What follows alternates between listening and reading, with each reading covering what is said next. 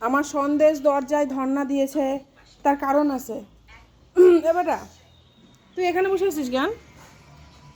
দাবিটা কি? মাসি কালকে তোমাকে বকছে জন্য তুমি বাড়িতে ঢুকছো না?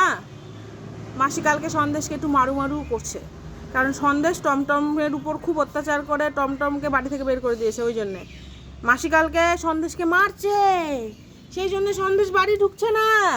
ও বাবা, তুমি কি নাক করছো? বাবাকে নাক করছে। তুমি কালকে দোষ করছিলে, ওই জন্য তোমাকে মাসি একটু একটু মারছিল। তো অত রাগ করার কি আছে? চলো বাড়ি যাই, আসো। খাবো না বাবা, খিদা পাইনি বেটা?